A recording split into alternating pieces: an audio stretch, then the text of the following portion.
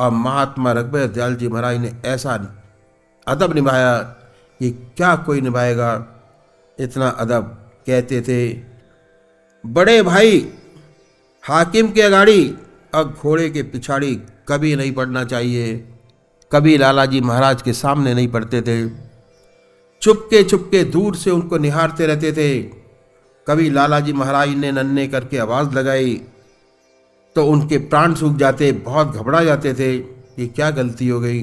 दौड़ते भागते, कमीज का एक बटन नीचे दूसरा ऊपर, धोती की लांग खुली है, पजामे का नाड़ा खुला है, चले आ रहे हैं। आपकी शादी की लड़की वाले जब आए और बातचीत हो गई तो उन लोगों ने कहा कि साहब जरा लड़के को देख ले। लाला जी ने कहा, ना देखो तो अच्छा है। क्या देखोगे? लड़की वालों ने कहा, नहीं साहब जरा देख लेते। आपने आवाज़ लगाई, नन्हे। अब चच्चा जी चले आ रहे हैं, कमीज़ के बटन उल्टे सीधे लगे हैं, धोती की लांग खुली है। लाला जी महाराज ने कहा, लो देख लो। ऐसा अदब उन्होंने निभाया। चच्चा जी महाराज में कितना अदब निभाया और कितना दृढ़ विश्वास था उनमें। वैसा सच्चा विश्वास अनुभव से ही होता है, अंधविश्वास से नहीं होता।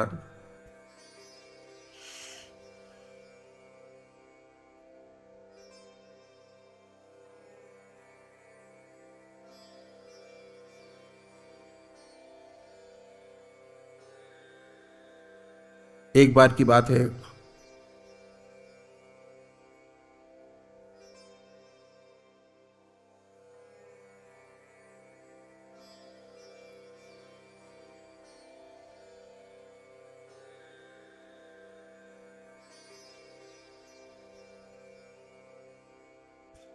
कि आप महात्मा रघुबर दयाल जी महाराज छत पर थे। लाला जी महाराज, कुछ बात चल रही थी तो लाला जी महाराज ने कहा कि अच्छा आना है तो आ जाओ। जैसे ही लाला जी महाराज ने कहा, आप छत से कूद पड़े, छत से एक छलांग लगाई और नीचे फट से खड़े हो गए। लाला जी महाराज नाराज हो गए और कहने लगे कि अगर टांग टूट जाती तो क्या होता? जो होता तो होता, ये तो हुक्म देने वाले को वाला जाने। ऐसा दृढ़ विश्वास था उन्हें अपने बड़े भाई पर। जैसे 1 रुपए के 2 पहलू, रुपया एक और उसमें हेड और टेल। लाला जी महाराज हेड थे तो चच्चा जी महाराज टेल थे। प्रेम का नमूना थे चच्चा जी महाराज। और रघुबर दयाल जी महाराज, उनके यहाँ सत्संग बड़ा अजीब होता। लोग आते सत्संग में बैठते, चच्चा जी कहते कोई किस्सा सुनाओ। ये नहीं कहते कि राम नाम लो, कहते कि चच्चा आप ही कुछ सुनाओ। ऐसा किस्सा सुनाते कि सबकी समस्याएं जो बैठे होते हल होती चली जाती थी, और जिसकी समस्या हल हुई वो गायब हुआ। ऐसा था उनका। कोई भी सत्संगी भाई उन्हें पहले प्रणाम नहीं कर सकता था। दरवाजे पर आया कि बोले, जायसवाल साहब नमस्कार। अब जायसवाल साहब समझ रहे हैं कि उन्हें कैसे पता चला कि मैं आ गया। ऐसे ही लोग शिकायत करते कि चच्चा जी हमें नमस्कार तो कर लेने दिया करो। कहते बात एक ही है, इसमें क्या फ़र्क पड़ता है, पहले हम करें या आप। ऐसी संभावना थी उनके अंदर। उनके यहाँ एक मुंशी जी रहते थे और सब सत्संगी भाइयों के पत्र आते, महात्मा जी के आदेशानुसार उनका जवाब देते, सत्संगी भाइयों को आराम की देखभाल करते। एक रोज़ क्या हुआ कि रात के 12 बजे बैठे रहे, करीब 12:30 बजे सोने के लिए गए। आधे घंटे बाद बाहर कोई सत्संगी भाई आ गया और पूछा, मुंशी जी चच्चा जी कहाँ हैं? मुंशी जी बोले, भाई 1 बजा है, अभी अभी विश्राम करने गए हैं, आप भी विश्राम करो, सुबह मिलना। बेचारा बैठ गया। 15 मिनट बाद फिर दोबारा बोला, मुंशी जी चच्चा जी महाराज कहाँ हैं? मुंशी जी ने कहा, भाई आप आराम करो, सुबह दर्शन करना। चच्चा जी महाराज कहाँ हैं?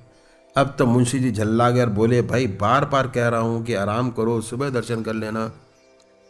जैसे ही थोड़ा जोर से बोले, खड़ाओं की आवाज खट खट खट खट आई। महाराज उठे और नीचे आ गए। मुंशी जी से कहा कि हमने आपको यहाँ किस लिए रखा है? इसलिए रखा है कि कोई भी भाई आए उनकी सेवा करें, हमसे मिलवाएं। आप उन्हें हमसे दूर करते हैं। इस प्रकार उनका दरबार 24 घंटे बराबर खुला रहता। कभी भी उनका दरबार बंद नहीं रहता था और बहुत सुंदर तरीके से आते रहते। और बड़ी सुंदर याद आई जब महाराज जी बूढ़े हो गए, 60 साल से ज़्यादा अवस्था हो गई, तो सत्संगी भाइयों ने सोचा कि बड़ी ज़्यादती करते हैं। और अब तो जब फुर्सत हुई आ गए। हमारी वजह से महाराज जी 12 घंटे या 24 घंटे बैठे रहते हैं। उन्होंने एक तख्त मंगवाया, गद्दा लगाया, सफ़ेद चादर बिछाई, महाराज जी आराम से बैठ सकें। सब ने आपस में तय किया। फिर सोचा कि बिना आज्ञा के कुछ नहीं करना चाहिए। कैसे आज्ञा ली जाए, वे कभी नहीं कहते। और बड़ी हिम्मत की। चचा जी महाराज ने आपसे एक प्रार्थना की कि अरे हमारी वह प्रार्थना आप टालेंगे नहीं, हम आपकी हर बात मानते हैं, तो आप भी हमारी एक बात ज़रूर मानिएगा। चचा जी महाराज ने कहा आपके साथ रहता हूँ, यह तो मेरी ज़िंदगी है, आपके साथ रहना तो ज़रूर मानूंगा। एक शर्त है, आप भी हमारी एक बात मानिएगा। हाँ चचा जी, हम तो हमेशा आपकी बात मानते हैं। जब नहीं मानते तो धोखा खाते हैं। हम तो मानेंगे ही और मानेंगे। ये बात आपने कही, ज़रूर मानेंगे। तय हो गया। बहुत बढ़िया तख्त बनवाया, तकिया लगाया। और जब एक दिन महाराज खाने के लिए गए तो चुपचाप आकर बैठक में लगा दिया। चचा जी खाना खाकर आए और देखा, कहा ये क्या है? भाई ने कहा महाराज आप वायदा किए थे कि हमारी एक बात जरूर मानेंगे। हमारी ये प्रार्थना है कि इस पर आप विराजें, आपको बहुत आराम मिलेगा।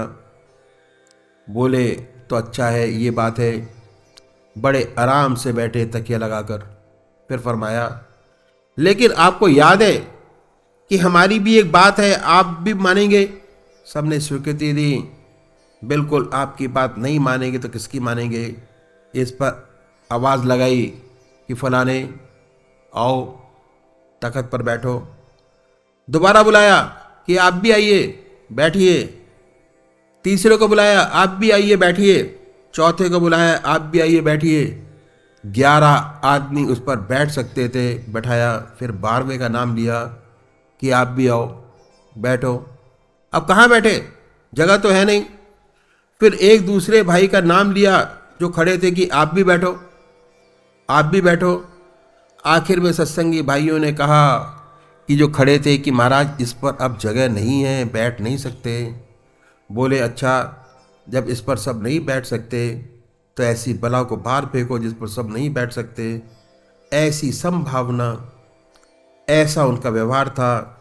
लोग आंसू बहाते थे उनकी याद करके, आंसुओं की झड़ी लग जाती थी उनकी आंखों में जो उनके संपर्क में आए। अंतिम समय में लाला जी महाराज को कैंसर हो गया। बहुत पेनफुल अवस्था में उनका ध्यान कभी एक सेकंड के लिए प्रभु याद से दूर नहीं हुआ। उस वक्त भी उन्होंने बहुत से उपकार किए और बहुत भला किया लोगों का। और तो ये था हमारे बुजुर्गों का जीवन, समभाव, सद्भावना, सेवा भाव, जिसके चलते आज ये सत्संग लगाए हुआ पौधा फल फूल रहा है और निरंतर बढ़ता जा रहा है। परमात्मा तू ही है, तेरी इच्छा पूर्ण। अपने अपने इष्ट का ध्यान करेंगे।